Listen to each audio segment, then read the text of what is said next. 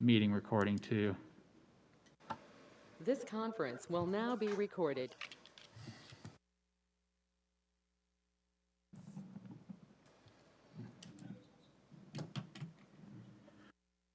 Getting where I need a technical director back here. Yeah, no I need a kidding. sort of production manager, at least a stagehand. Summer intern would probably fill that role. Yeah, the problem is they go back to school No, in the no. fall. Could be a good part-time job for someone in Well, that's a good thought. high That's a school good or. thought. Remember, Cody Moose was our intern at one point. He's graduating MIT. He'll Yeah, be a I bit more know. expensive now. Yeah. You need the next We need the next MIT. MIT. kid.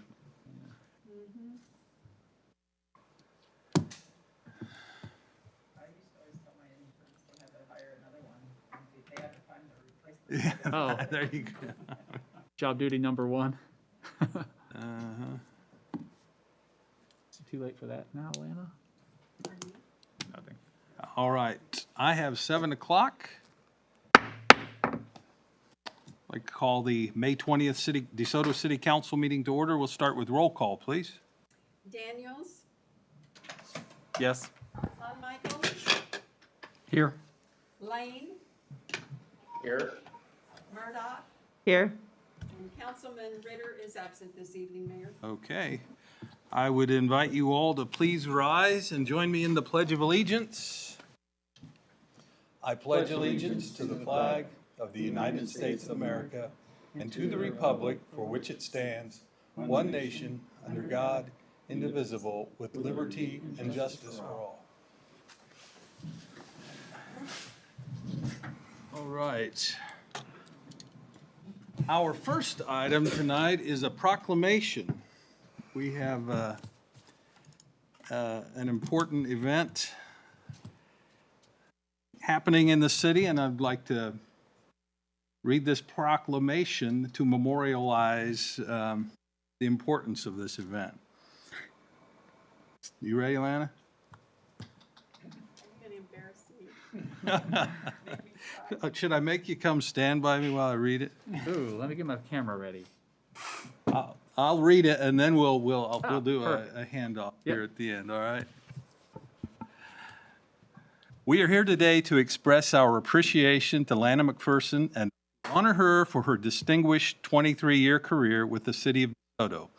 And whereas Lana was appointed as city clerk by Mayor Steve Prudent on June 15th of 1998, and whereas Lana acted as the official record keeper through her duties, including serving as the city's Freedom of Information Officer and records custodian, preparing and recording official minutes, preserving ordinances, resolutions, and proclamations, maintaining city property information, and preparing and managing personnel files. And whereas during her 23 years as city clerk, Lana has attended and taken minutes at over 200 planning commission meetings and 500 city council meetings. And whereas Lana has been an avid supporter of employee safety as the active safety coordinator chairman for the city's loss prevention program. And whereas Lana has created an opportunity for community by organizing all 4th of July celebrations, mayor's Christmas tree ceremonies, National Day of Prayer observances, and sharing the city's 150th anniversary. And whereas Lana, above all, is DeSoto's biggest advocate, sharing her love of her hometown to everyone she meets. She has represented the city of DeSoto as a trusted liaison to the local community, as a mentor to the city clerks across Kansas, and as the honorable president of the International Institute of Municipal Clerks. And now, therefore, by virtue of the authority vested in me as mayor, on behalf of the entire city council, I do hereby deem it an honor and pleasure to extend this community's recognition and sincere appreciation to Lana for her loyalty to the city over the past 23 years, to congratulate her on the occasion of her retirement, and to wish her much happiness as she begins this exciting new chapter in her life. In witness whereof I have hereunto set my hand and caused the seal of the 20th day of May in 2021.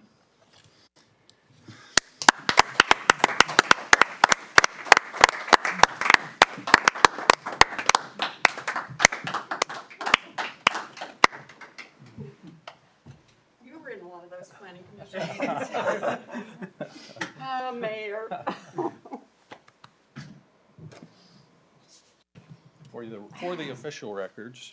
All right, can I take this off for a little Just for a minute, sure. Mix ugly pictures. Oh, Let me wow. move the chair. All right, move the chair, move the, Take your glasses off, Rick. Yeah, let me take my glasses. oh. I mean, there. I don't know who wrote this, but that's a lot of stuff. Did it all. Ready? 1, Yeah. 2, 3. Good. Let me take 2 more. 1, 2, 3. That's good. All right. Wow, thank you all. I will allow you a few minutes on public time if you wanted to make a statement or not, if you don't want to. I'll make it short and sweet.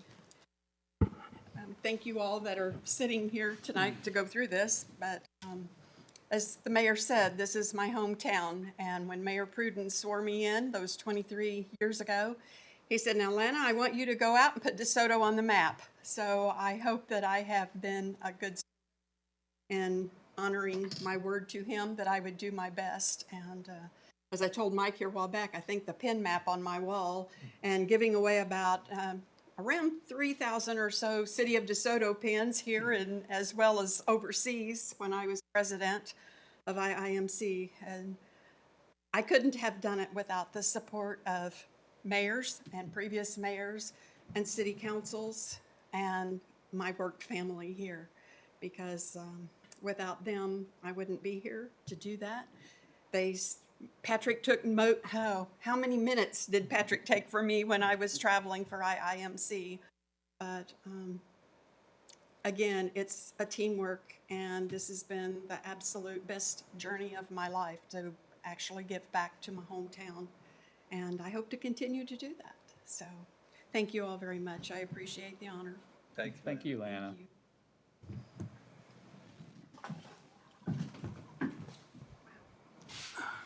That's a lot of stuff. I know. Took you 23 years to do it all. You've been there about 20 of them. Yeah. All right. Our next item will be a public hearing for request for industrial revenue bonds and tax abatement for a 20,000 square foot warehouse facility at 89 Commerce Drive. Kevin, were you going to introduce anything on this before we start the public hearing? Right. Good evening, Mayor, Council members. Kevin Wimpy from Gilmore and Bell, the city's bond counsel. And I'll just quickly introduce the item and kind of work through the steps that I think you all are familiar with and highlight a couple things in relation to this particular request. But as stated, it's from DeSoto Investments for an approximately 20,000 square foot warehouse facility for the issuance of industrial revenue bonds for the purpose of granting sales tax exemption on construction materials and property tax abatement. Similar to past deals you're familiar with, this is step 1 of 2 in the bond issuance phases. And tonight, with the consideration of a resolution of intent that's preceded by the public hearing that's required by statute. And the resolution of intent expresses the city's intent to issue the bonds ultimately to grant the tax abatement and also execute a pilot agreement that sets forth the terms of the abatement and project and so forth. As with previous industrial revenue bonds, this will be bond will be purchased by the company itself, and it will be solely liable for debt service payments. And this will be incentives granted totally at the discretion of this council. Step 2 would follow construction of the project to authorize the issuance of the bonds and actually trigger the tax abatement upon substantial completion. And as provided by statute, again, that would trigger the abatement the beginning of the following calendar year.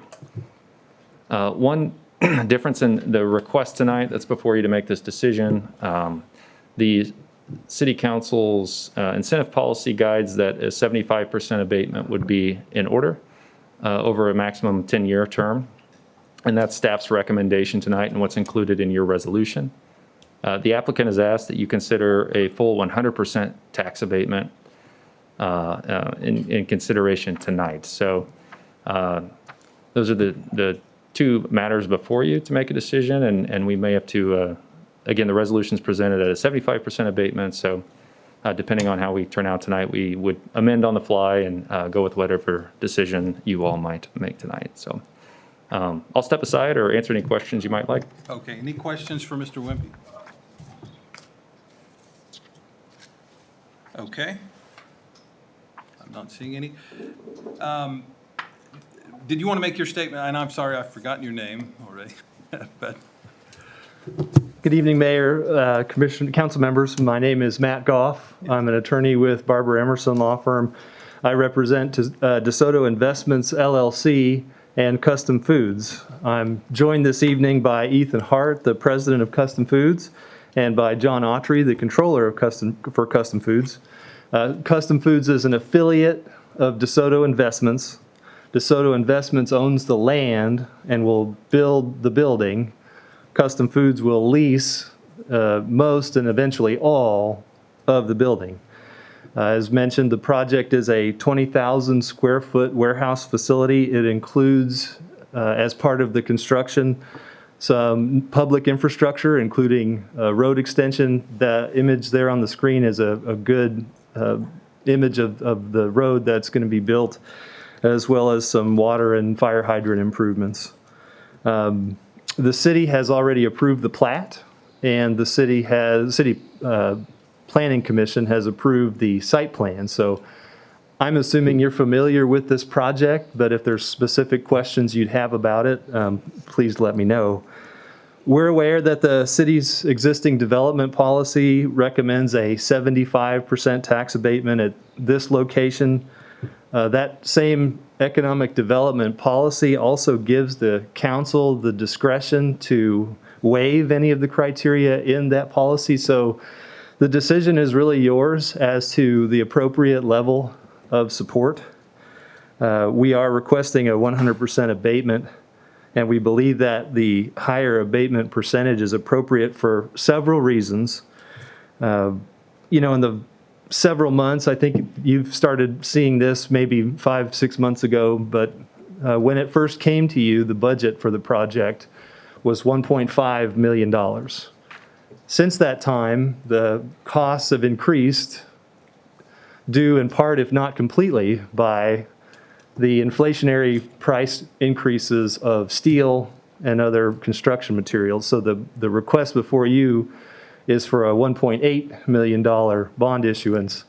And at the same time, the company's contractors and subcontractors have not been able to definitively commit to a delivery date of these materials so that we can know for certain when we can start putting that building together.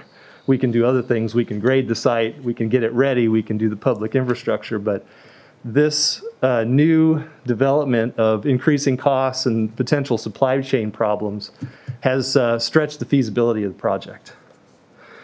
The project will add conservatively 15 new primary jobs in DeSoto. Most of Custom Foods employees live in DeSoto. These jobs will contribute to the expansion of the city's tax base. The project, as I mentioned, includes this public infrastructure, and that's a positive thing, but really the most important and best part of this public infrastructure is the fact that the company owns 31 acres adjacent to this site. Some of it's to the north, but most of it's to the east. And with the addition of this public infrastructure, we now have 31 more acres that are much more readily developable. And so we're creating an opportunity potentially for even further development, if not by DeSoto Investments or Custom Foods, then perhaps by someone else. So the expansion of the infrastructure to this area is a good thing. The project is a warehouse space. Custom Foods would like to store raw materials and other things in this facility. And by doing so, it enables Custom Foods to move those things out of their production facility. And by creating more room in their production facility, which is next door, they have the ability to increase their production lines. And by doing so, they can more quickly fulfill customer orders and potentially ramp up production to generate even more business. The Custom Foods Company began around 1997 because the Mr. Good Sense franchise wanted to bake its own bread for sandwiches. Custom Foods began in DeSoto, it's expanded in DeSoto, and it wants to continue to expand in DeSoto. Today, it employs around 130 people. And again, most of these employees live in DeSoto. The company is not proposing to reduce the tax base. So even though we talk about 100% tax abatement, it's understood that there's some base level of tax that's assessed today. We're not trying to reduce the city's tax base. The cost-benefit analysis in your packet for 100% would seem to indicate that it was a cost to the city. That may be because the 100% level assumes that we're taking away the existing base, and that's not the intent. Also, the cost-benefit analysis states that it didn't attempt to quantify the indirect benefits that come from adding jobs. And when you factor those in, we think that the cost-benefit analysis is favorable to the city. Custom Foods and DeSoto Investments would also point out that they've always been and will continue to be exemplary corporate citizens. These are companies that make every effort to support local business, to hire local, and to purchase local. We appreciate your willingness to hear a request for a greater percentage than the policy recommends. We believe that this project for these companies deserve a full tax abatement, and we need as much help as you can give us. We'll factor in the level of support that you can approve tonight and all the other factors to make a final decision as to whether to proceed with the project and when. I'm pleased to stand for questions that you have. Mr. Hart and Mr. Autry are also available to answer those questions. And I do appreciate the chance to appear before you. Sure. Any questions for Mr. Groh? Okay, Thank you. thank you. Okay, I think at this point I will officially open the public hearing then to see if anyone would wish to address the item. So I officially open the public hearing on the abatement and IRB request. Does anyone wish to speak to this matter? Seeing none, I will officially close the public hearing. So we'll take action on this at the agenda item, right? New business, under Right, new okay. business. Yep. All right, Mayor, I do have one question. sure. The 15 jobs added, what's the typical pay base or pay range what those will create? Councilmember Daniels, could you repeat the question? The 15 jobs are being added, what's the typical pay range of The salary salary of the jobs. yeah, created? Do you have average wage data? I think it was in there, wasn't it? Might have been.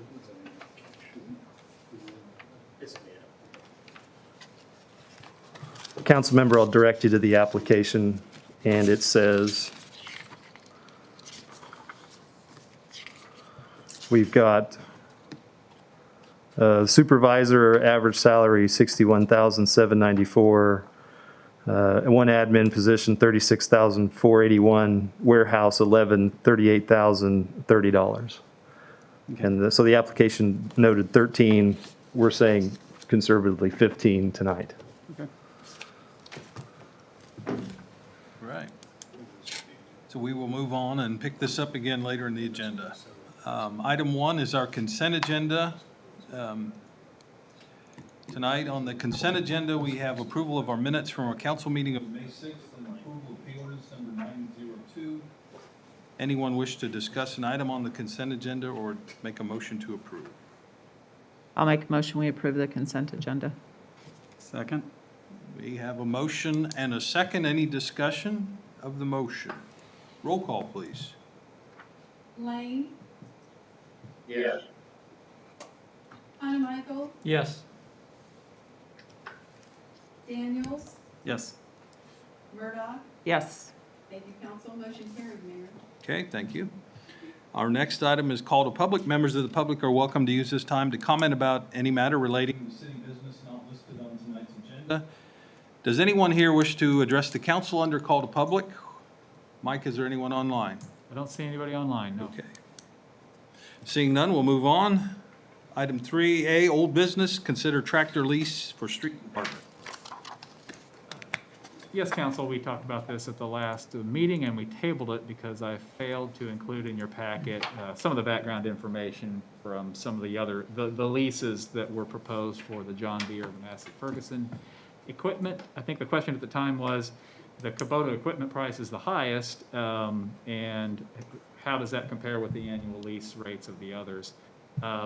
In summary, the spreadsheet I put there on the staff report does show that Kubota, the lease payments are actually the least of the three, and that's because of the higher resale value associated with the Kubotas at the end of the lease. And we think that's for good reason. We really, the street department, really prefers the Kubota equipment. For these size of machines, Kubota makes a really great product. Okay. And they resale very highly. I think So you've answered the questions. I'm satisfied. Does anyone else have any other questions? Now I'll make a motion, we authorize the city administrator to enter the 4-year lease with Kubota Credit Corporation for the mowing tractor and attachment with an annual lease payment of $8,820. I will second that. I'll second that. All right, we have a motion and a second. Any discussion?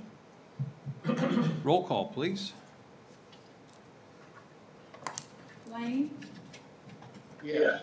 Daniels, Yes. Monaco, Yes. Murdoch. Yes. Thank you, council. Motion carried.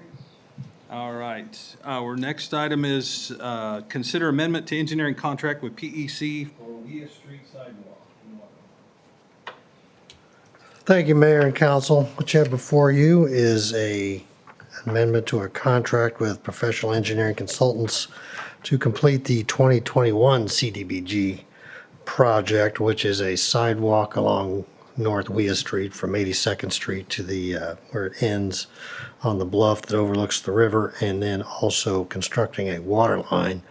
Additionally, Mike and I talked and we met with PEC representatives on site because we were looking at redeveloping our former street department site, and there's some water lines that run through there that we've talked about abandoning in place and then putting on some equipment where we could still flush the lines. But those lines are going to be pretty deep, and we have talked about some different types of uses in that area, and it looks like the best option is to just cap them at the end of their service lines and then abandon them in place. So it is more than just the 2021 CDBG project, but it certainly ties into that whole project. If you can see on the last page of your staff report, it shows in yellow the highlighted area as far as PEC's proposal. That's actually the initial project area for the CDBG, that yellow rectangular box on Weah Street. And then the red areas, the water lines will be abandoned in our former street department shop. And they're actually already pretty deep, according to Marshall, already about 10 to 15 feet deep already in, because that was a ravine at one time. So it's all been filled in since the initial water lines were established. And he said he's had to do some repairs in there before. Is not looking forward to ever having to dig those up again. So we're looking at adding a couple blow-off valves. You can see B01 and B02 to close that off and then abandon that line in general, or completely. The water to the site would still be served by an 8-inch main that runs down Shawnee Street should we develop something down there or move forward with some of the discussion of items that we've talked about in our committee. Anyway, we would like to recommend approval of PEC's amendment to keep them going, since they're also doing the 82nd Street project as well. Any questions for Brad on the engineering contract proposal? Someone would like to make a motion to approve?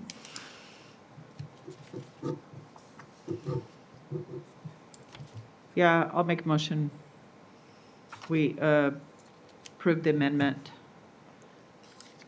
entering in a supplemental agreement with PEC for surveying services for the 2021 CBD construction project in amount not to exceed $20,700. Do you have a second? All right, we have a motion and a second. Any discussion? Roll call, please. Monaco, Yes. Lane, Yes. Daniels, Yes. Murdoch. Yes. Thank you, council. Motion carries. Okay.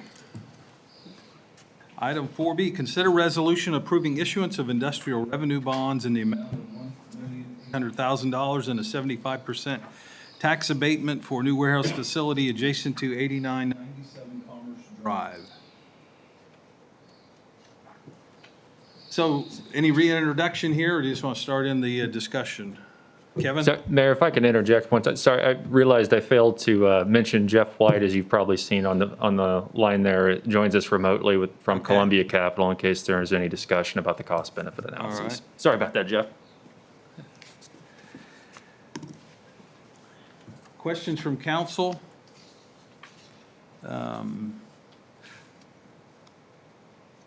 So I guess I would have, then my first question would be for Jeff White regarding the cost-benefit analysis that does show on the 100% abatement, a cost to both the city and the county. Can you elaborate or expand on that?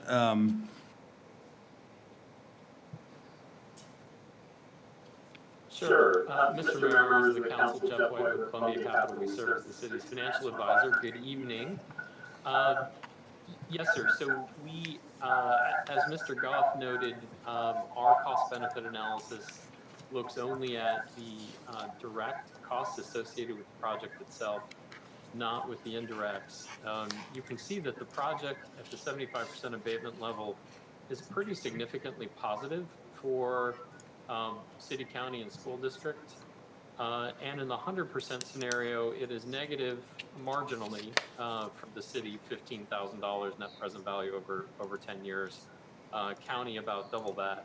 The school district remains positive. The reason the school district remains positive is, as of 2017, the city can no longer abate the up to 8 mil capital levy that schools levy.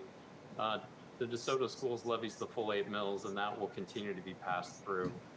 I did want to make one other note based upon Mr. Goff's earlier testimony. Unlike TIF, which sets a base assessed value upon which taxes continue to be levied and transmitted to the underlying taxing jurisdictions, unless for some reason we are not abating the property here, we're just abating the building. The existing value would come off the tax rolls. My expectation is that property is probably not producing a whole lot of taxes. I'm not sure that's terribly meaningful in the end result.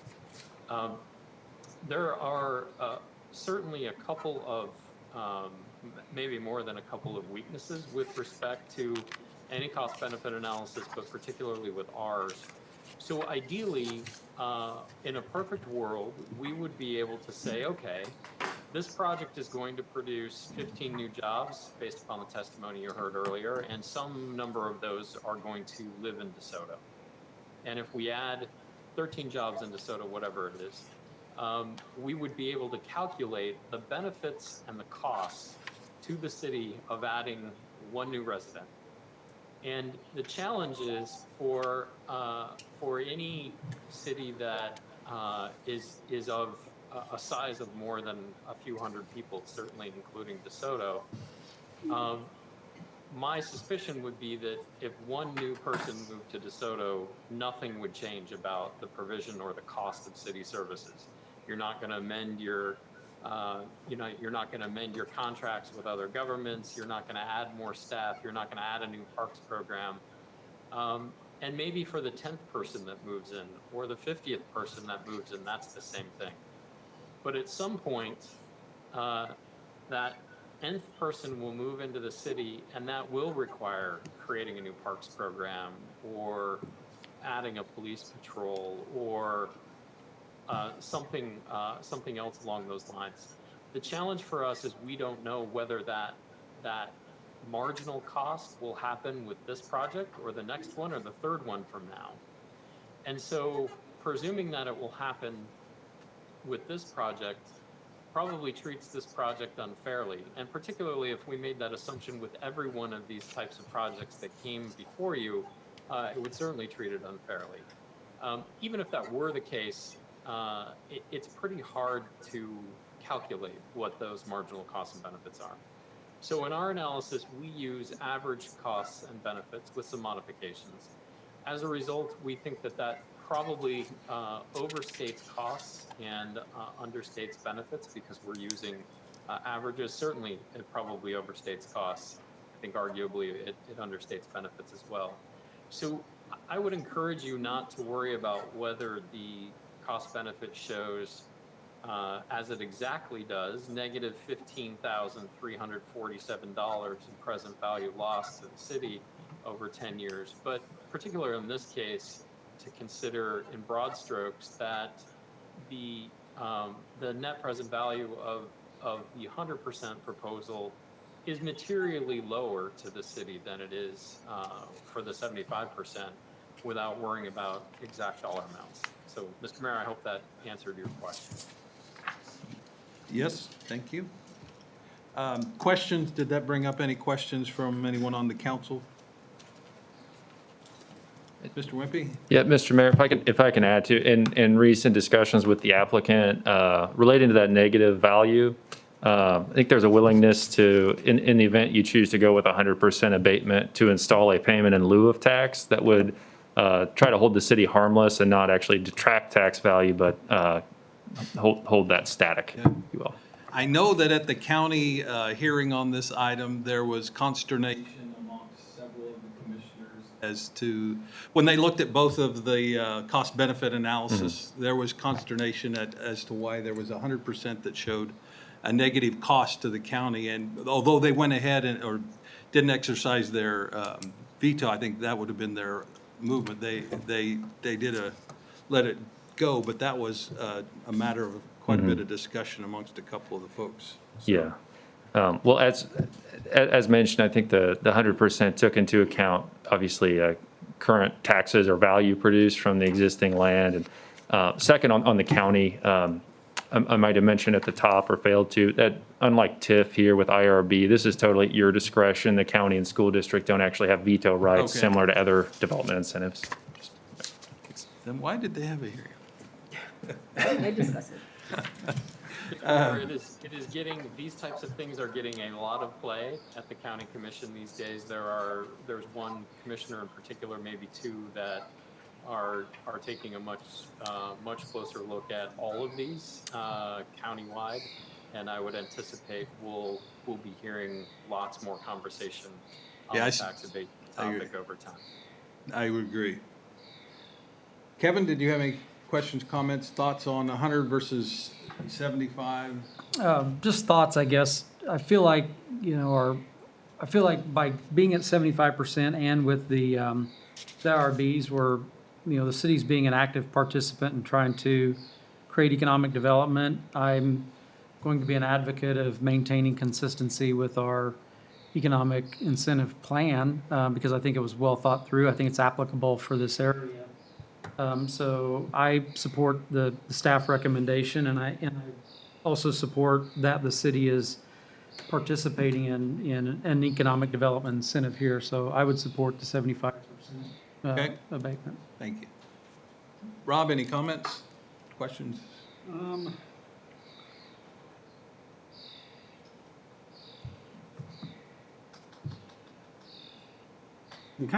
I'm mixed, kind of on the fence between the two.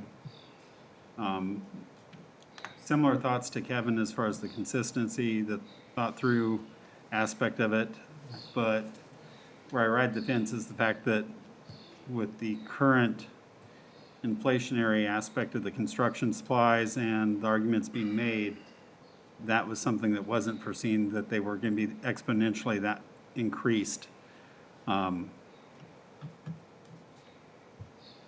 So that's kind of where I'm at this point. Okay. Lori? I am obviously good with the project, and of course, at first would always want to go with the 75% because, I'm going the best here for the city.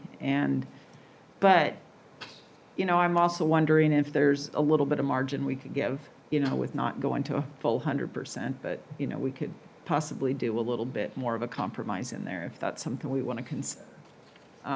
Or, doing some kind of tapering or do something different. Like we've done some other projects in the past to be able to kind of help out a little bit more, but, because, obviously construction costs are up.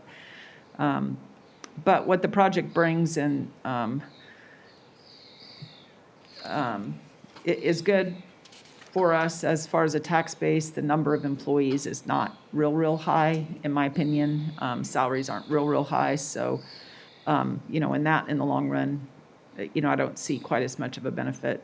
Not that I don't want it to happen, but just not, enough to sway the cost benefit too greatly on that. So I think I'd be willing to possibly compromise a little bit with the percentage that we go to, but I'm not in favor of a full 100%. I think it just goes away from what we've worked on in developing fair and equitable across what we, need for the city here, so. Okay, thank you. Danny, any comments, questions? I would say that, I feel the same way, and I would like to see us maybe bump up and go a little bit higher than the 75 to kind of offset the things, and I'm in favor of the project, so I would like to see that changed, and I'd be willing to go a little bit above 75, and that's all I have, Mayor. Okay, thank you, Danny. So I appreciate what Custom Foods has brought to the city, the commerce that you bring, the employment you bring. We like having you in the city, the home of the bread for Mr. Goodsense and the jobs and the investment you've made here. I do appreciate that. I also appreciate the hard work that we all put in developing what we thought was going to be our uniform incentive policy. We just spent like a year, a little better than a year, working on the policy, and the first one out of the gate may or may not, but that's what policies are, right? I do understand the inflationary pressures that we're seeing in the construction field, and I sympathize with you on those accounts. So I don't know. I guess I'm like everybody else. I would like to see us be able to stay with the 75, but I understand the pressures that your project is facing, and I certainly don't. I mean, I don't want to see it not go forward. So, Mike, I don't know. I think you've got a consensus from everybody. I think you're hearing that probably a lot of us, a lot of the group is willing to move on that. Is there some? The mayor? Yeah. Because obviously nobody saw the COVID and the inflationary costs happening. But if we're somewhat in agreement that we'd like to see it go forward, the question I think comes down to what would be the compromise. Would it be 80, 85, 90%? What would the council be comfortable with in moving forward with that? Yeah, I guess if I can add to that, then if there's going to be a compromise, I think construction costs are not going to go down, right? We're not going to see the cost of steel go down. We're not going to see the cost of, it's going to fluctuate, but, does this mean, I would say then, and I want to make a policy decision here, but I think at that point, I would suggest that then we relook at our incentive plan and go, is this something we will apply uniformly going forward to the next applicant coming in and the next one after that and the next one after that? So that there's some predictability there. And the idea of our, we left the flexibility for ourselves in the incentive policy so that if there was I will call it the home run project, right, that we really had to have. And no disrespect to Custom Foods, like the home run project would be that 500 job, $500 million, I mean. We'll be there. So, I mean, that's kind of where we were thinking that 100%, we're going to go all in. And so you see our dilemma is like our first first project out of the gate with our new policy. And struggling a little bit. Yeah, Mr. Mayor, I think Patrick was wanting to weigh in. I see. Oh, I his forgot he was mic on. off. Patrick, would you like to join our meeting? Yes, thank you. Thank you, Mayor. I just, given the discussion about a different percentage, wanted to check with Kevin and Jeff on, is that possible to do that without doing a new cost-benefit analysis? If the council chose to do a number, not the 75, not the 100, would we have to do a new cost-benefit analysis? Hey, yeah, thanks, Patrick. No, because we've performed the cost-benefit analysis at 100% abatement, notified the public at 100% in the published notice, and jumped through all the statutory hoops anticipating that max abatement, it's at your discretion to grant a percentage anywhere up to 100%. So we do have the flexibility to amend and proceed as you'd like tonight. And the alternative would be to do the 100% and then create the payment in lieu of taxes that went with that agreement. Is that? Right. Are you referencing the pilot to basically make the city whole? Right, yeah. Yeah, right. That would be within your discretion as well. Something, I mean, if we didn't pick a percentage, we just said 100%, but we would need X dollars per year for the city and X dollars per year for the county to. Yeah, if I could jump in just for clarification, the resolution on the table tonight, it contemplates the IRB. Correct me if I miss. All IRBs are 100% by default. Only the pilot agreement gets you back anything. Yeah. So what's in your packets is the 75% abatement. The pilots are 25%. Am I misstating something? No, that's correct. So it's because it's a resolution. I think you have the latitude if you want to discuss and decide on a number to direct staff to revise the numbers accordingly on the resolution. Right. Okay, so we could do it tonight, and I assume the applicant is the sooner the better because of inflationary. Yeah, because steel and concrete and wood will only go up more tomorrow. Yeah. And Mayor, just a comment back for Kevin Hanemichael, that, this project has been kind of ongoing for a little while, and so their project costs may have increased as they're looking at it, even maybe as they've presented it to us from the first time until now, which would be, I guess, what I would see on a difference with the next ones to come. If everybody tries that same thing, okay, that's not going to work twice on me. If they give me one number and come in and say, oh, well, it went up again, well, they're up now, so they should kind of be, I would think it'd be kind of like, okay, projects are higher, but with this particular one, I'm, kind of trying to kind of give them the side that, okay, we started this project, they started this project, and now they're going out and the projects are higher by quite a bit of a difference. And hopefully we won't see that in the future with every project, because yes, everybody could bring that to us as a reason, but unless they started this project a while ago and bid out things quite a while ago, maybe it won't be quite the same kind of a situation in the future. I would hope not anyway. So Plain Bay Bang now is figuring inflationary costs. Yeah. That's the way it's going. I think that the way that you will see that applied in another situation is if it were a competing community scenario as opposed to one that is just here, Right. and that it will be, but you're going to have to go to 100 instead of what you have in your plan because the costs are higher and another city's willing to do this. I think that's the way that'll manifest itself. So.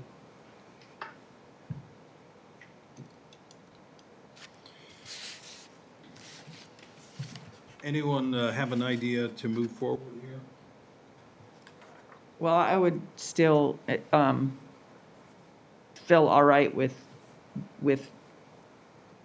increasing the percentage of abatement, not to 100%, maybe 85% or something, kind of where, we are doing something to show that we want this company to stay and to expand and to do what they can here.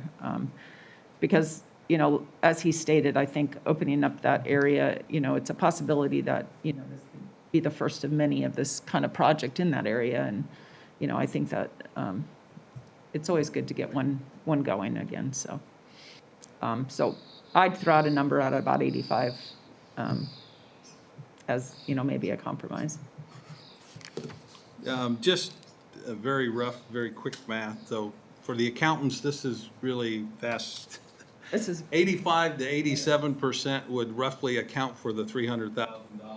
If you look at the present value, net present value of the city and the county's benefit, where we go, the difference between the two, from 75 and 0. So it looks like that would offset the, we're putting a lot of faith in your model, probably more than we should, Kevin, but I'm sorry. I put it on you, Kevin. And Mayor, I would say that your logic that it is more or less linear is right on the money. Yeah. By the way. But that would be to me, that would be a reasonable, all right, so we came into the project expecting 1.5 million at 75%. It's now 1.8 million. And it takes, we can keep the applicant in basically the same position by increasing the benefit or the incentive to 85 to 87%. So that would kind of be my middle ground suggestion. I was going to say that's right about where I was thinking and heading, as kind of that mid-mark.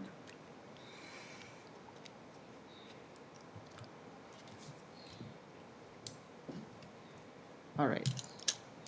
Anybody else got stuff to say? Any thoughts from the applicant or Matt or Mr. Goff on the council's thoughts on 87%?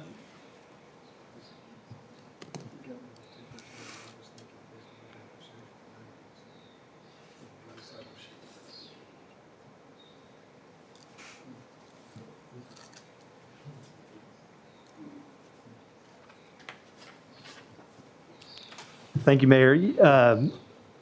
We understand the thought process, and I know you spent a lot of time working on the policy, and I'm tracking everything you're saying about 87%. Is that? Yeah. And so if that's what the council could support, we'd sure appreciate that level of support. Okay. Thank you. Kevin, do you have any? Nope. Okay. You want to give Danny a chance? Danny, did you have any additional comments? No, I'm okay, Yeah. Mayor, and I think I can go with the 87. All right. Someone wanna So, make a motion? yeah, I would love to if I Do what? got to figure out how to say it. Do we have a So could you help me out there? I have it. Well, that's not I the have it. fixed one, It would though. be resolution number 1047, but Attorney Reedy will need to revise that and make it the 87%. Okay. So if you want to pass it with that understanding, it's resolution number 1047.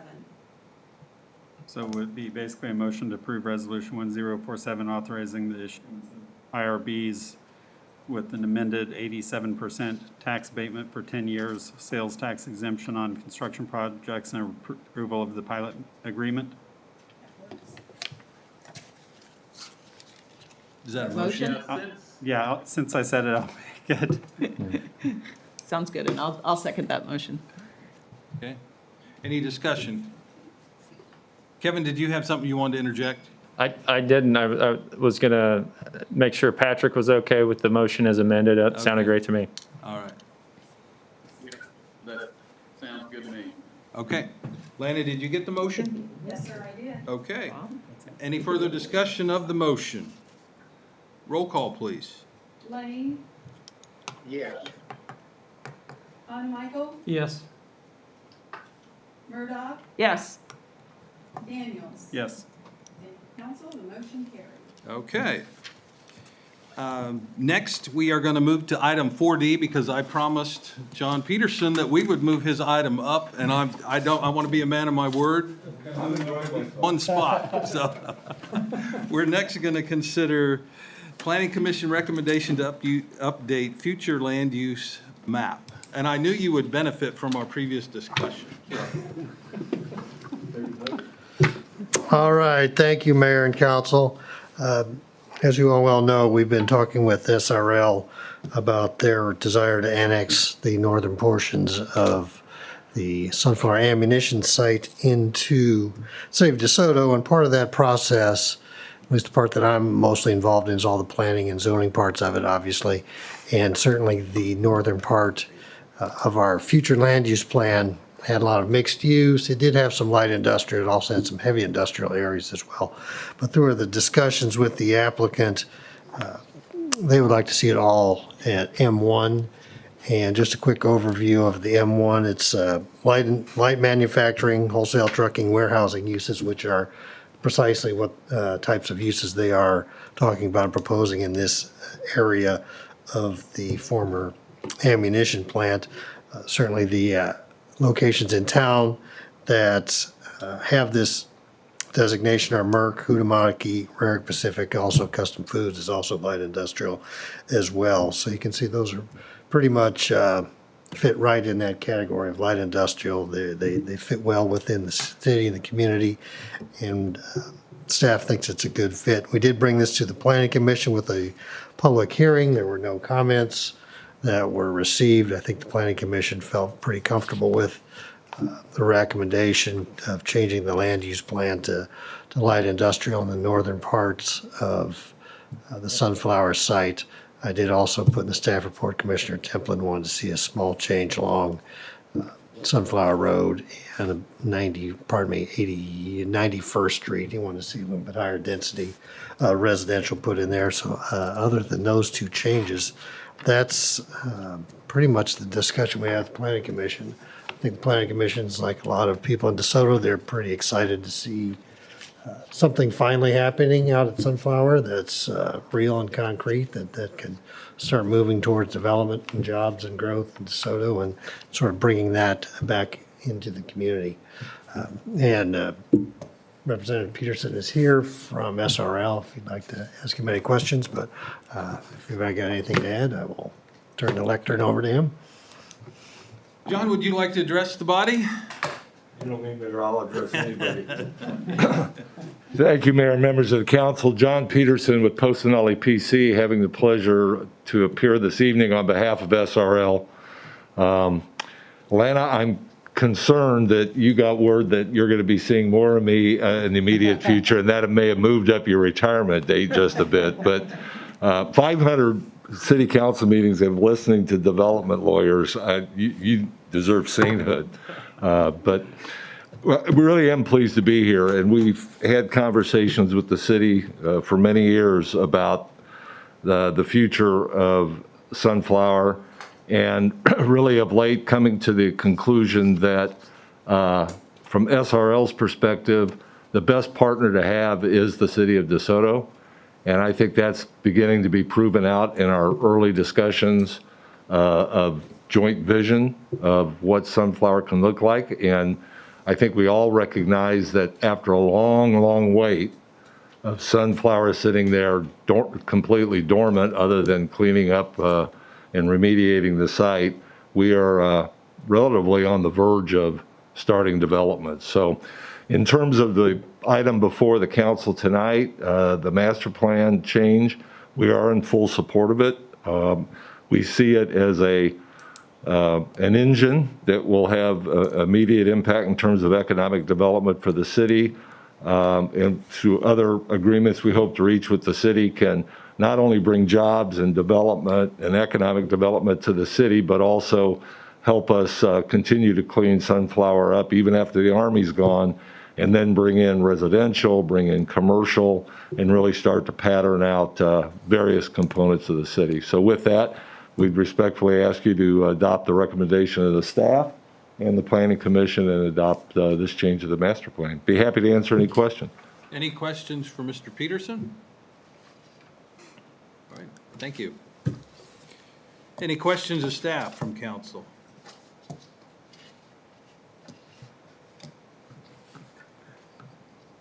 The ordinance number, council, will be ordinance number 2509.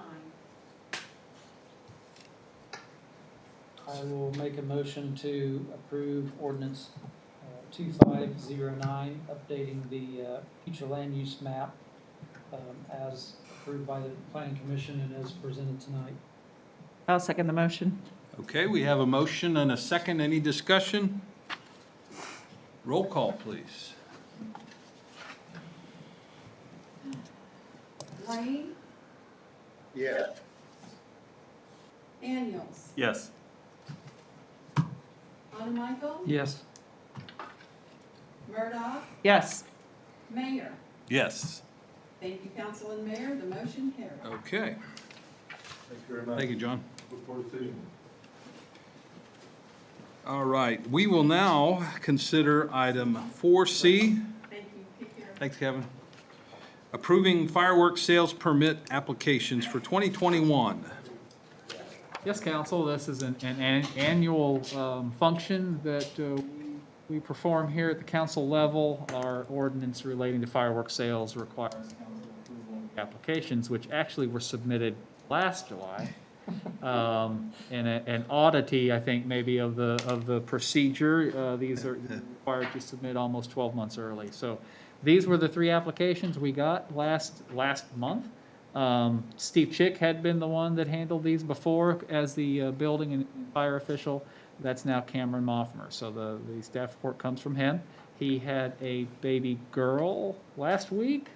What's the poundage? What'd she come in at? 7 pounds? Six something, but she's already gained like almost a Yeah. pound. Anyway, long story as to why he's not here tonight, taking care of her. So he has recommended that you approve these three applications, two of which qualify for the waiver of the fee as nonprofits. So we'd also ask you to include in your motion the waiver of that fee for those two organizations, being the Methodist Church and the VFW. Okay.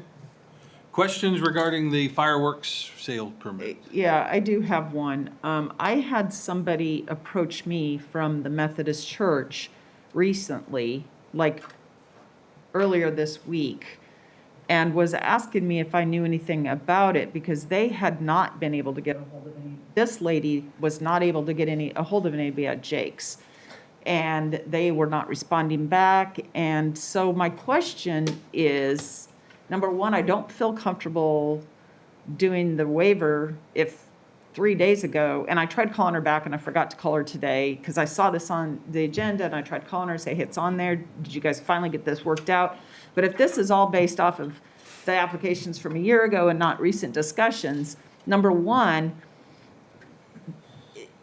who put the application in for Jake's, the church or Jake's? Because if it was the church and they're not working with the church, then Jake's doesn't have an application to even sell fireworks this year, correct? And so I'm a little, does this have to be done today? Is this something we can find out an answer to, or can I approve obviously, the? we can't sell fireworks until sometime last week in June, so we obviously have probably 2 more council meetings. I mean, I just think I would prefer to have clarity on that particular one, with it being a joint one and the one doesn't know what the other's Okay, doing. I'm yeah. kind of, I don't want to approve something and Jake's can do it without the church, and that doesn't seem quite fair if they haven't actually put in an application. Right. Agreed, yeah, no problem. And if the church doesn't really, I mean, if they do by now, okay, but nobody's here, and that kind of surprises me. That they probably don't even know it's on the agenda today then. I couldn't say, I don't know what the. So- I'm just a little leery of doing that particular one. You want to make a motion to table? I would, yeah, if it's not a time constraint, I would like to make a motion, we possibly table this until we're able to clarify that this is who's doing these. Is that just for Jake's or is that for all of them? That you're making the motion on, just so Well, I have it correct? I mean, I guess it's probably just best to stick with all of them at one Simpler, time. Right? What? Simpler. Yeah, We'll just table them all Yeah. for tonight, and we will take it up again at our first meeting in June. Yeah. right? and I might just make a recommendation that maybe we have, if staff, maybe staff has talked to each of these, but since there's no one here to tell us yes or no on that, maybe they should reach out and make sure that the plan is still the same on all of them. Moving forward, since no one is here to represent themselves, it just makes you kind of wonder, plans can change, and I'd hate for us to approve something that isn't going to be what's being happening. I'll second the motion to table. I heard Danny had seconded it. Okay. Yeah. All those in favor of tabling, say aye. Aye. Opposed? Okay.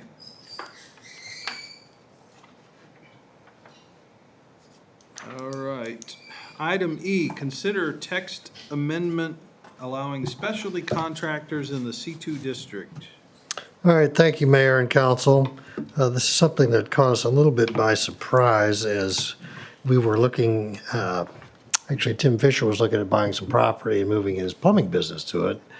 And Mike had Tim talk to me and we were going through some of the issues around that. And I looked at our zoning code and our NAICS tables, and specialty use contractors, plumbing, HVAC, concrete, contractors are not allowed in the commercial C2 district. And of course, that put me in a little bit of panic because I know several of those businesses are operating in the C2 district. And so we just really missed this item on over years of time because Freedom Concrete, Harding HVAC are all in the C2 district. They fall under that specialty use contractors. So in theory, they're a non-conforming illegal use in the C2 district. So with that, we held a public hearing at the Planning Commission, explained the situation. The Planning Commission came back with initially to wanting to require a special use permit for special use contractors in that district. However, discussing with Patrick, if they were an illegal non-conforming use prior to adoption of the special use permit provision, the current businesses which are operating quite well in the district with no complaints, no issues, would all have to come back and file for a special use permit, even though they've been operating for years and years in those districts. So the Planning Commission didn't really feel that was appropriate, and then we went through the list of contractors, which I've got highlighted in your staff report as green, and we went through every one of them, and basically the Planning Commissioners felt like anybody that was more of an interior type contractor, electrician, drywall, plumbing, painting, tile, things like that, carpentry for cabinets, things like along those lines, they felt didn't need to have a special use permit, so they would recommended just changing or adding those NAICS codes to the C2 district and allowing them by right or just permitted without any additional work. They did allow for a poured concrete foundation as a concession to Freedom Concrete, which has been operating in the C2 district down there by the meat market for many years. And once again, all these contractors that are basically illegal non-conforming uses have been operating quite well with no issues or complaints or any kind of comments from neighbors, certainly that I have heard. So that's the situation. And that's the Planning Commission's recommendation to include those highlighted NAICS codes in our allowed uses in the commercial C2 district. So with that, I'll stand for any questions that you all may have.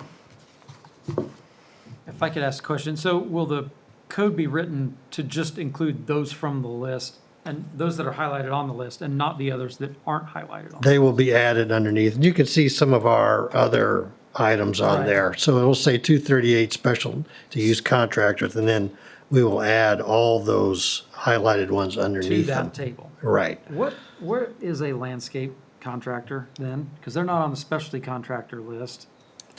They are farther up in, yeah, they're allowed. They might be, I don't think they're in the agricultural section.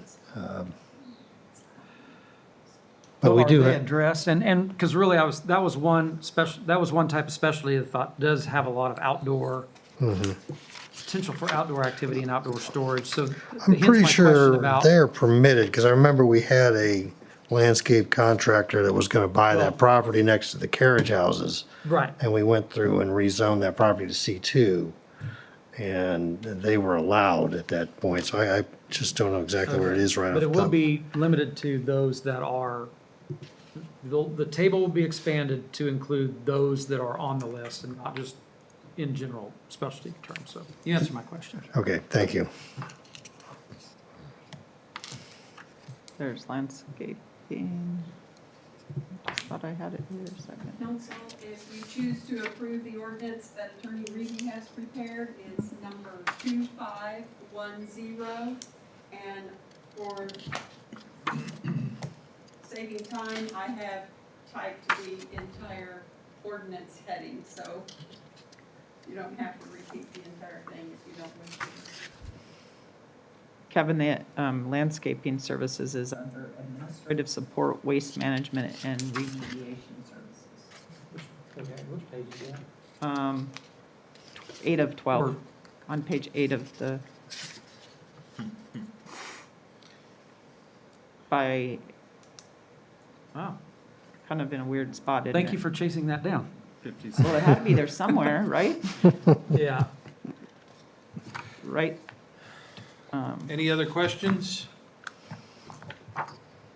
Or discussion, or a motion? So just a clarity, like a roofing contractor can't have any kind of office or anything in a C2? Well, Or that is it was one of just the I mean, discussions because it doesn't make sense that you're going to allow pour concrete foundation and structure workers in this area, but not a roofing contractor or one of these others. I just am kind of, Well, it and- seems like we picked out the ones that maybe are here to make them legal, but otherwise I don't see a rhyme or reason to Yeah, how. well, and I think Patrick has some comments on that too, because we did kind of struggle a little bit with that recommendation because it does come across as we're sort of cherry picking just for the ones, just to make, our current businesses happy. And if somebody were a roofing contractor, could potentially make a claim against the city saying you're sort of being exclusionary. So is there any differentiation between, like, the offices of a business versus the actual operation? Well, we also had that discussion, whether it was, if they just officed out of the location. But unfortunately, when you're, like in Tim Fisher's situation, when he's up by Beer 30 in that area, he was pretty much just officing out of there, but he is a plumbing contractor. So, that, and since we don't have a business license, I guess we wouldn't have a lot of sort of enforcement over that, but that's what he does. That's what he is. So we're like, I think at the planning commission, there was recognition, there's a distinction between what a company does and what they do on a particular site in a particular zoning district. I mean, if they're a great big company, they might have corporate offices somewhere. They might be a well-field company with all sorts of stuff going on, but their corporate office might be somewhere office zoning. So I think there's a recognition that a contractor in the business of doing landscaping or whatever it is might just have professional offices somewhere, and that would be okay. Yeah, it seemed like the exclusion might be better to apply to contractor storage yards, because if you have like a C2 and it's fully enclosed, or it is just your offices, then it doesn't matter. But if you have a huge outside need for storage of material and equipment, then that's a greater impact on that. Which Well, is the one probably thing- what Freedom Concrete has, because they have their storage down by the And park. there was, By the I mean, park. that's a concession, that's an exception, you're right. That doesn't fit into what we want to allow in C2. And I'm not trying to say I want them moved, but I just think Right. it needs to be Yeah. pretty, my personal thing is I don't see a difference between some of them that we highlighted in the other ones. Well, the two, I And mean, it's just, as I you read know. the two, the foundation, structure, and building exterior contractor, or concrete foundation structure contractors, I mean, there's a siding contractor that lives next door to your mother-in-law, but, right? yeah. I mean, that's not commercial property. though, Is it so. guttering? Yeah, right, that's on residential. That's on residential. Never mind. I mean, I just, Yeah, it's fine. I understand what we're doing, but again, the office use has to be separate from the business use, because there are a number of, as you said, a number of instances where a business might have an office where they do, you know, that they are a construction company, but it's not actively storing the material, the things that would be create problems or friction in, you know, in that zoning district. J.E. Dunn downtown. Exactly, right. That's, I mean, those are the ones I'm thinking of, yeah. J.E. Dunn right downtown. Right. They're a contractor, but they're not. McCown, Gordon, J.E. Dunn, all those big down the street. corporate headquarters that are, Hewitt in yeah, Lenexa. Lenexa, right there on the corner. Even the storage, internal storage versus storage yards, because like a plumbing business, a lot of it can be internal storage, which nobody ever sees. Well, And But acting on this solves our current problem. Yeah. That's correct. It solves our non-conforming uses. So Correct. we can act on this and then continue to revise it as issues come up. And at this point, we're writing it in the most probably restrictive way because we aren't drawing the distinction between, you know, the storage yard, say, in the office. We're saying if it's an office, you're a contractor. And then we can Correct. from That is there. what So we're saying. This is a good place to start. That I would from make the- a motion to that effect. Lana, I am not seeing these. Where did you say the ordinance is written out? Oh, in the motion. The motion. Right here, in your packet, is in the ordinance. There's a, Whole long thing underneath. She just put the header for the ordinance. I just there's put a the whole header in swipe there. over and there's a ordinance after the, it's not in the same notes section. Why don't we read it from yours? Here you go, sir. I'll make a motion to approve ordinance number 2510, adopting the planning commission's recommendation to revise the DeSoto zoning regulations incorporated as Appendix C to the DeSoto City Code via Section 16-201 of Article 2 of Chapter 16. Specifically, the NEISC code attached to the zoning regulation as Appendix A to allow certain specialty use contractors to operate their contractor business on land within the city to the zone C2 Business General District. Okay, we have a motion. Does one have a second? I will second. We have a motion and a second. Do we need to add anything to that motion, or was that fully encompassed? I'm being facetious here, I'm sorry. I think it's fully contained. All right, roll call, please. Lane, Yes. Daniels, Yes. Murdoch, Yes. Michael. Yes. And Mayor. Yes. Thank you, Council and Mayor, the motion carried. All right, item F, consider final plat for carriage houses, Phase 10. All right, thank you, Mayor and Council. This is a revision to, actually, they did revise their final development plan with the Planning Commission. And this final plat before you actually includes the first building on the property that they purchased to the east of their original development. That building is Building A, and then, of course, the last building, which is this is all part of Phase 10, is actually Building Z, which you can see there in the upper left-hand corner where Mike's got the cursor. Carriage houses, they do some interesting things. I'm not sure how they ended up with a Z on the last building in their first phase, and A is the first building on their second phase, but that's the way things worked out. One thing that's interesting about this final plat is they have 20 parking spaces in the rear center of the location where they're not going to build structures. It's just going to be for somebody parking an RV or something along those lines. Now, they'll be completely hidden from any kind of street views or anything like that. It is allowed under their development agreement, but they have done a real good job of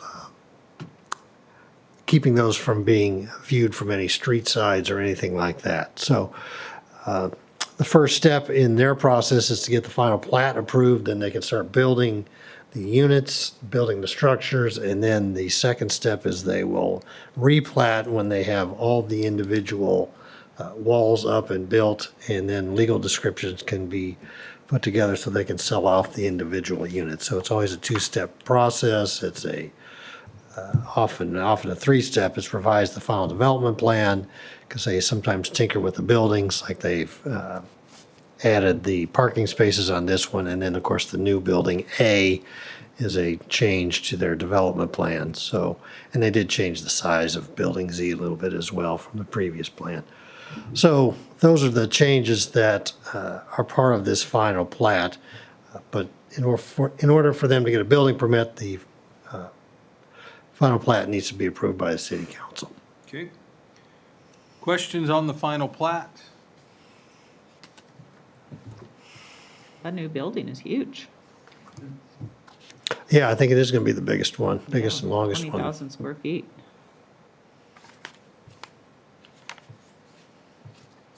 And they've been at this, Mike, since 2004, I think is when they first started the planning for this. And I think their first building went up in 2006, somewhere around there.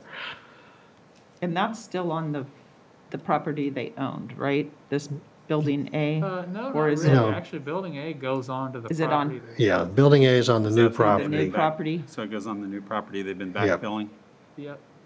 Oh, okay, I see now. Yep. And then Z Building A. goes back in that corner on the top Upper left. there. Over here. Yep. Yeah. And is there one to the Yeah, west and there's there, or actually is one that to the last left of, Sorry. this one's missing a couple buildings. Well, it's missing, Yeah, that's just the aerial. it's missing Y, and then Z is straight back. Yeah, Y's between. Y is Garden Road where and- they're, right, yeah, right where the cursor is right now. Yeah, there's one there. Property lines are there now. Yeah, yeah. The buildings, imagery's not, so. So building A kind of straddles this line, really. I was actually on the plane last Saturday with Eric Awful coming out of Chicago, and he was catching a flight home in Redwood. He wasn't flying the plane, though. No, he wasn't flying the plane. He got on ahead of me, just making his way back home. Okay, any other questions? Someone want to make a motion? I'll make a motion, we approve the carriage house number 10 final plat. I'll second that. All right, we have a motion and a second. Any discussion? Roll call, please. Michael, Yes. Daniels, Yes. Murdoch, Yes. Lane, Yes. Mayor. Yes. Thank you, council. Motion carries. All right, item G, budget discussion. Yes, council, I'll try to make this brief. We'll continue our budgeting process, and as I look further into the new state statutes regarding the repeal of the old tax lid and the new law regarding revenue neutral, found that our calendar is actually had a bit of an adjustment to it. We kind of have a new calendar. In essence, it's going to give us another month, 4 to 6 weeks to prepare the budget. So I wanted to kind of explain that process to you. I also wanted to give you the budget worksheets for some of the funds that weren't included with the initial draft that I gave you in April. And then I started on the budget narratives, that whole document where we explain what we're doing. The biggest, kind of the beefiest part of that really is this spreadsheet that's contained in the budget on policy directives.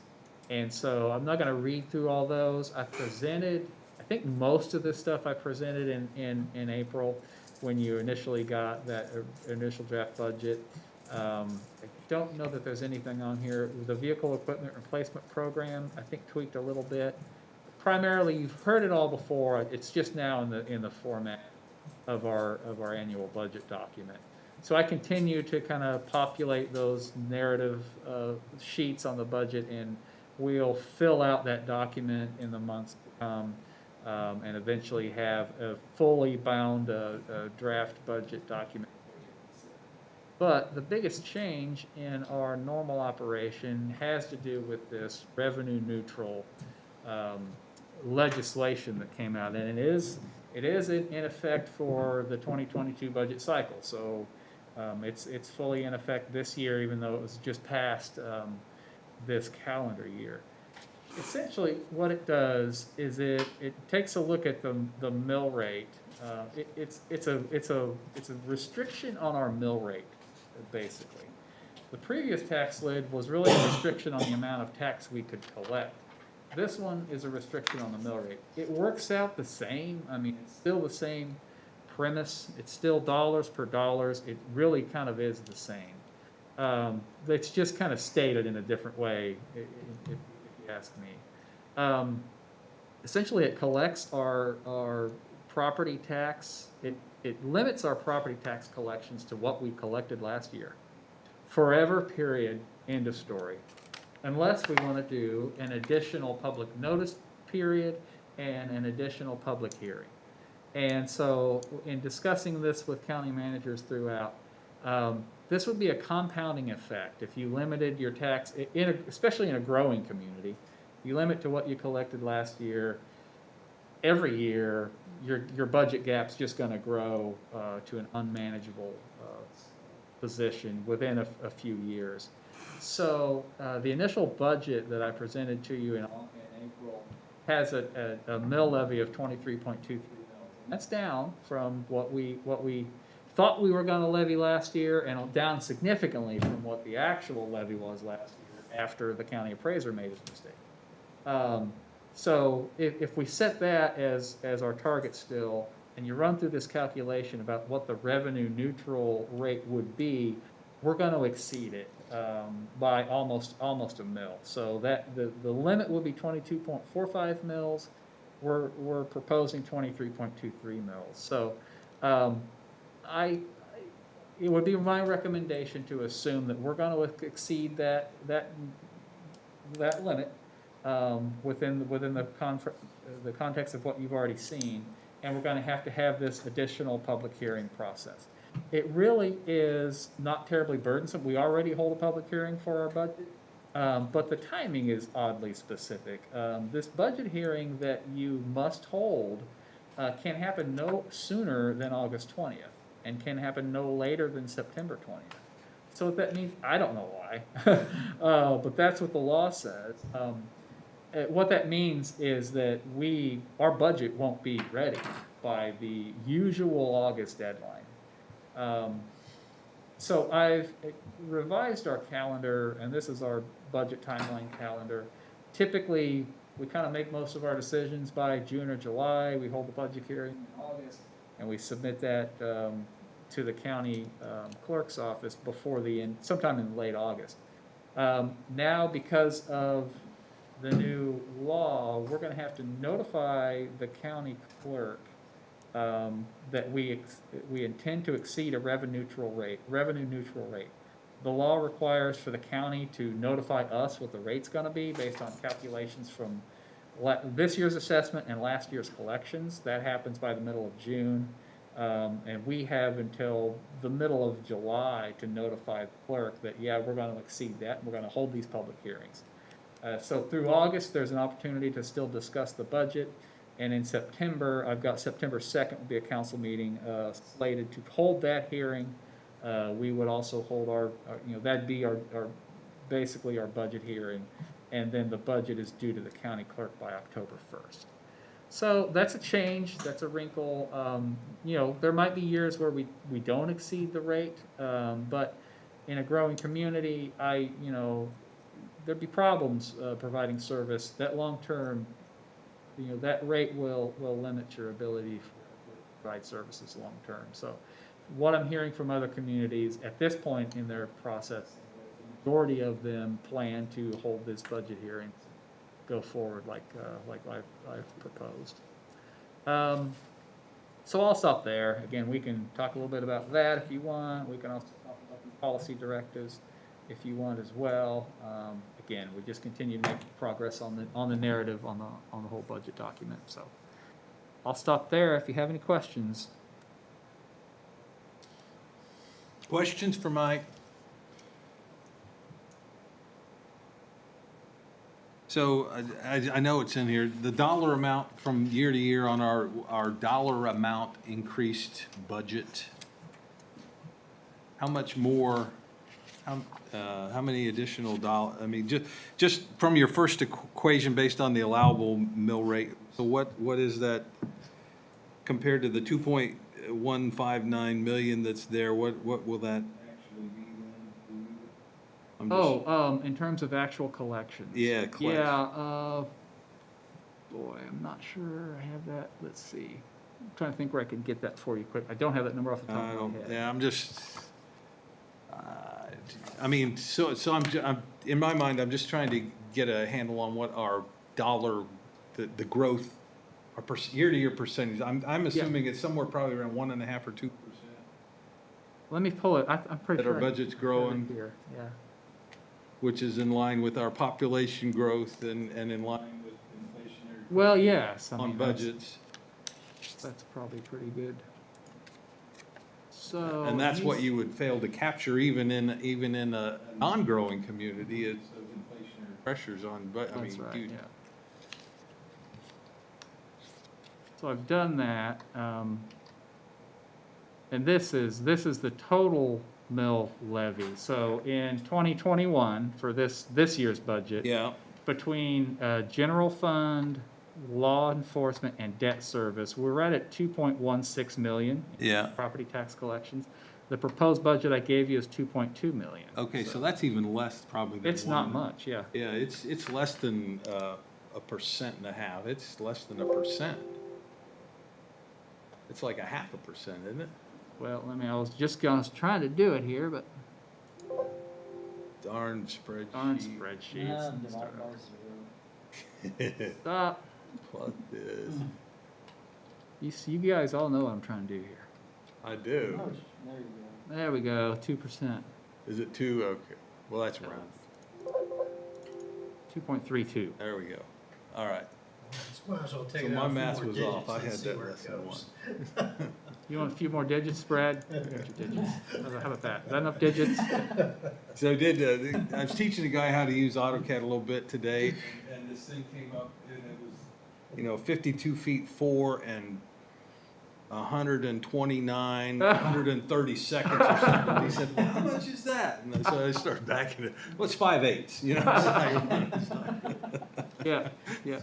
2 So and a how do third, I let's fix just call that? it. So we'll change our precision. We'll get something you understand. Yeah, so there's your answer. Yeah, okay.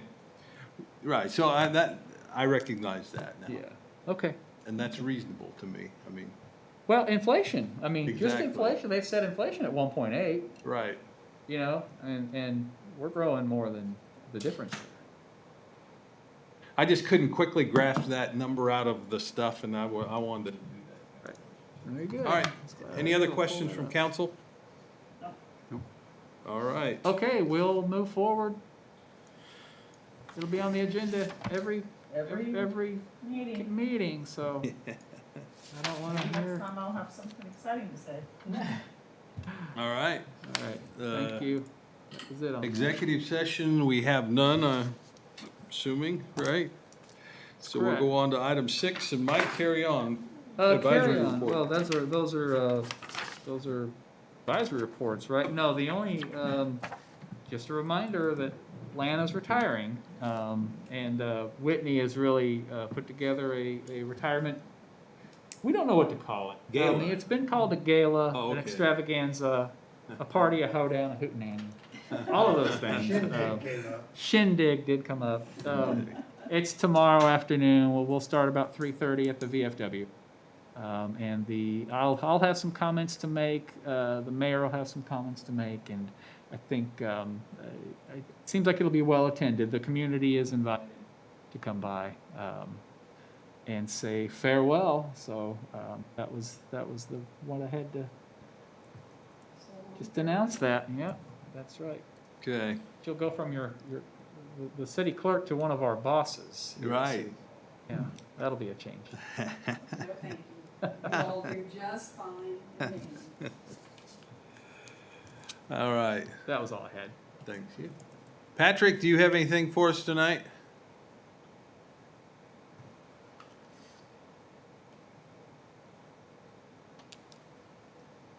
Patrick, me to go fishing there with you. you cut off the first half of that, Patrick. You have to Was that repeat. something about fishing? Oh, sorry, I said just nothing to report, just wanted to thank you guys for allowing me to go fishing instead of being with you. No.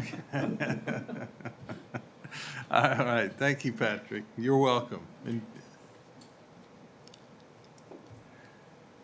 Brad, No, Mayor, don't have anything no tonight. report. Okay. Lana? No, I'll just save it. Because I'll get all weepy and teary and Michael laugh at me and make fun of me tomorrow. But in all seriousness, thank you, because you all have really stood behind me the 4 years that I stepped up to IIMC, and without Mike saying, yeah, heck yeah, go for it, you all have stood there. Patrick has taken umpteen minutes for me so that I could travel, like I said earlier. But I tell everybody I have the best people in the world to work for and to support me and to be a team. And I'm really going to miss that. I'm going to miss all of you. I didn't realize there've been quite so many meetings, but we've had a lot of good laughs. We've had a couple of ones that we all still talk about once in a while, but it's been a great time and a great opportunity to showcase DeSoto to a lot of different places, and I just really and truly appreciate each of you for helping me make a dream come true. So, thank you. Thank you. You're welcome. Okay, we're on to council comments. Lori, anything for the group tonight? Yeah, I actually have a few things here. Okay. Two of them I don't really expect us to do a lot of action about, but I know you have both, or some of you else have been talked about with these people. So I just wanted to bring it up. The first one is Dennis Irwin, who lives across the road to the west of Cause Coffee, I believe is where he lives. Sent me 2 emails. One he sent me, and then I think he's the mayor one, kind of discouraging our talk on food trucks in the downtown area. He is kind of thinks it hurts the brick and mortar stores and they don't pay taxes and, you know, employ local people and on and on. So I just had explained to him that, you know, our policy, in my email, that our policy allowed food trucks. We were actually trying to pull them into the downtown area so that the downtown area itself has more people being brought down there.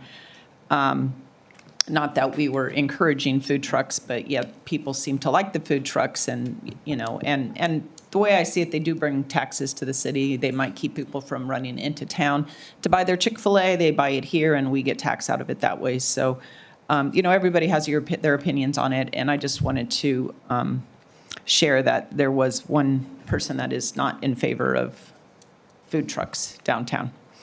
And mainly because, you know, the thought that it hurts other people. The other one is I believe it's Hill Circle. Mike, I don't know if you got tagged on any of this, but I know Councilmember Hannah Michael might have got an email. I don't know who else. Rob maybe got an email. I don't think Danny did. Kevin Ritter, I think, was talked to by a citizen who lives next door to Shane Lamb and is having a lot of trouble. I'm just going to say that because I think it's Hill Circle up there. I think you're right. Yeah, and that's right. just some issues that were going on, and I told her that we're not going to be able to come to a discussion tonight on this, and that really it involves, I would have to go talk to the codes enforcements, to Cameron, to everybody to find out what's been said to who, what's been allowed. I think there are some issues with boundary lines there maybe, and so, you know, one person's thinking there's a boundary line here, and then pretty soon somebody else new moves in, and they're, whoops, your mailbox is on my boundary now, and puts, you know, fences up, and so I think that there's some issues with codes enforcements too on his part maybe, hard to looking at. So I just would like to bring that up, that maybe there could be something the city kind of goes and looks at that group of people and find out what's going on. I don't want to say anything to her, told her, and why. She can't build a fence in the front of her yard to try to block him out, but, you know, then she was told that if she planted clematis, she'd have to cut him down every year. And I'm like, well, I cut my clematis every year, so I don't know if that's really true. So, you know, it just, everybody. And so I said, There's been several items Yeah. over the last several months. Let me Yeah. put something together. so I for thought you. maybe we could kind of do that as a general project for someone other than me, because I know it's not Send an update out. that. Yeah, Okay. and I mean, she contacted me as well, and I drove by there tonight. And just even in driving by there, there's questions I have about, okay, wait, I didn't think you could do certain things that have been done there. So I'm thinking of actual report of the history of codes enforcement, some of the issues pertaining to it, and kind of an update on that would be Sure. good, so we can actually be informed of actually what's Yeah. going on. And when I do, if I didn't cover something that you've heard, let us know. Yeah. And I'll forward you the pictures that the email Okay, that she yeah. sent me. That way you Right. have that too. Yep. Okay, so the last thing, well, not the last thing, but the third thing. Many of you who know me well know that I really like the parks, and I'm also a very nature lover and plants and everything. And the Rotary Club had been approached by the Friends of the Caw to work with them on a grant that they were applying for through Mark grant projects that they have.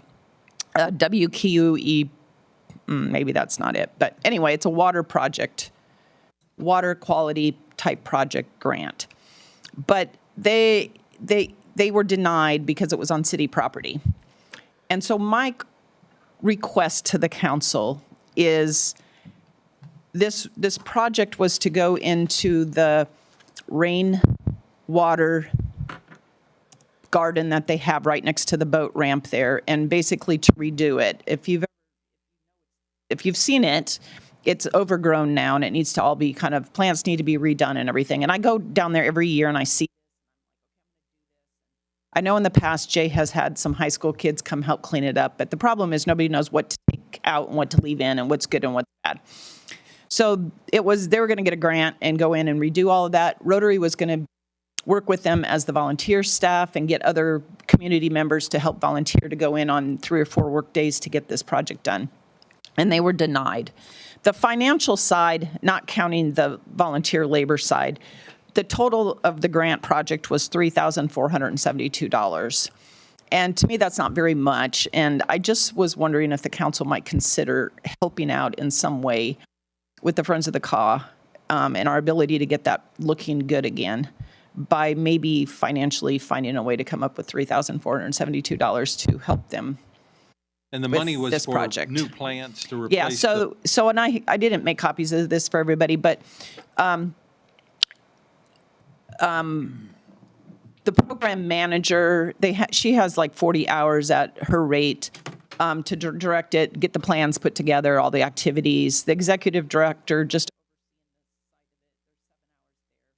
Then there's Courtney Masterson is like a master gardener person, and so getting her assistance and training the volunteers, training people what plants are there and stuff. Those were kind of big numbers, but plants were like $900, mulch.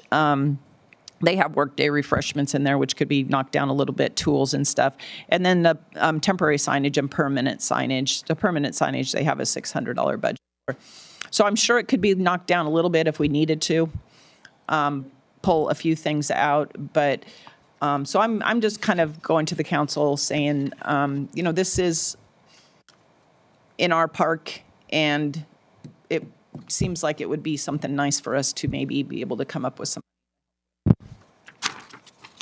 So could that be out of Parks budget somehow, though? Or, Well, is there room in yeah. the Parks budget to, say, buy the planting materials? Yeah, I don't know. guess as That'd opposed to be- give cash, or what do you think? Well, that was kind of my idea, was to do it kind of as kind of a grant type thing to them, if that's something that we legally could do. We have the contingency funding, just a line item. We could find a line item in the budget out of the general fund to take this from. Yeah, we're not, there are funds available if you so choose. And if you don't have to make a decision tonight, I can give you all this information on what she sent as a grant. It's just that we'd kind of like to start on it, and so if we don't do it now, it may be that it'll be put off Fall. until another year or something, or maybe fall, and But it it's just rain, is. it's rain garden maintenance, right? Y- Because, Yep. you know, and as you said, there's some things that have to come out. Some things stay, some things come out. Yeah. And so, I mean, at least from where I've been involved with it, there's kind of a time of the year times of the year that are better time, much better Yeah. times of the years than others. Because it's actively growing, you need to get it before Right. that. So Yeah. is it also the case that we're time constrained maybe? Yeah, I mean, Or is it that we've missed a time? no, I think that we were going to start working on it May and June is when we were planning on working on it. Okay. So we're getting more into the June, but, Little June bit I time think would be all right. I mean, if you go look at this stuff now, I think June's okay. I think in the middle of summer isn't going to be very productive. And then the plan is to go back in the fall and do another round of cleanup and just make sure. And I think from here on out, so the DeSoto Rotary Club has adopted that boat ramp right there. And so we go twice a year and just make sure trash is picked up, clean it up. I think they even went last Thursday and did some weed whacking around it and stuff like that, just to have something to do. And so I have a feeling that moving forward, we'll work with the Friends of the Cod to keep this rain garden a little bit better looking than what it is now too. Thoughts, Rob? And I'm favorable towards it. Okay. Danny, any, Benefits the park. Sorry. Benefits the park and the I'm city. favorable too. okay. I am totally in favor and, kind of find ways that we can either work within, things provided by the city or cash provided by the city. Provided as a grant or I guess, Or materials or, yeah. I think it's a good idea. All right. So I don't know, I guess, is that under Mike's spending that you can just say, figure out the best way that you can, Yes, I have a $5,000 limit. so we can maybe just agree that we want Are to we do okay it with that? and then Yeah. let Mike come up with the best process of We approved Mike to manage distributing the money. amount of funds for that purpose. you got it, Mike. It's yours. You have this project now. All right. Well, I don't want him to have a huge project to do. All I want him to do is find money. Well, that's the biggest part of Yeah, the project. yeah, I guess. Sometimes, right? Yeah. What else you got, Lori? Oh, and then the last thing is just, I've already mentioned shindig, party, gala, event, whatever we want to call it tomorrow. So I brought brownies tonight for everybody to have before we left. Just want to say congratulations on your retirement.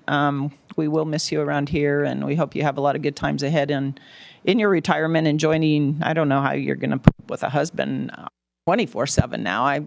But I guess you'll figure that out pretty quickly. So congratulations. Yeah. Yeah. So other than that, that'll be it. All right. Thank you. Rob? About the only thing I had was dealing with the Shane Lamb property. Okay. That I had been contacted and drove by, and I mean, there's some very understandable concerns if I was the neighbor. And like I said, some things I saw that I'm going, I didn't think that was allowable, so. Okay. Kevin? I have nothing. All right. Danny, any comments for the council tonight? Yeah, I just have one. I wanted to say to Lana that we grew up together, and I'm probably going to miss her more than most, and wish her the best retirement. And I'll see you tomorrow. And anyway, you're going to be missed. And just wanted to say thank you for all your years of service and dedication to the city of DeSoto. Thank you, Mayor. All right. Thank you, Danny. I have one item of business. I would like to officially appoint Justin Milburn to the Planning Commission to take, Lana is not only retiring, but so is Ian, so we have to fill a spot on the Planning Commission. So I would like someone to approve my appointment of Justin Milburn to the Planning Commission. I'll approve Justin Milburn as a planning commissioner. Second. All right, we have a motion and a second. We'll do roll call. Roll call, please. Lane, Yes, good choice. Daniels, Yes. Michael. Yes. Murdoch, Yes. thank you, council. Motion carried. Okay, and then I will save my Lana comments for the big hootenanny tomorrow afternoon. So I would entertain a motion to adjourn. I'll make a motion, we adjourn. Second. All in favor? Aye. Aye. All right, we're adjourned.